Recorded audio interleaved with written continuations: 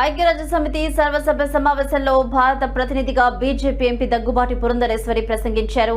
అంతర్జాతీయ అణుశక్తి సంస్థ నివేదికపై జరిగిన చర్చలో ఆమె భారత్ తరపున జాతీయ ప్రకటన చేశారు. అణు విజ్ఞానం, సాంకేతికతను శాంతియుత ప్రయోజనాల కోసం సురక్షితంగా, భద్రంగా వినియోగించడంలో ఐఏఈఏ పోషిస్తున్న కీలక పాత్రకు భారత్ పూర్తి మద్దతిస్తుందని ఆమె స్పష్టం చేశారు. అణుశక్తి వల్ల బహుముఖ ప్రయోజనాలున్నాయని పురంధరేశ్వరి అభిప్రాయపడ్డారు. కేవలం విద్యుత్ రంగంలోనే కాకుండా సుస్థిర అభివృద్ధి, ప్రజారోగ్యం, వ్యవసాయం, నీటి నిర్వహణ, వాతావరణ మార్పుల నియంత్రణ వంటి అనేక రంగాల్లో అణు సాంకేతికత కీలక పాత్ర పోషిస్తుందంటూ వివరించారు. ఈ దిశగా భారతదేశం సాధించిన ప్రగతి అసాధారణమైందని ఆమె పేర్కొన్నారు. ముఖ్యంగా ప్రజారోగ్య రంగంలో సాధించిన విజయాన్ని పురంధరేశ్వరి ప్రముఖంగా ప్రస్తావించారు.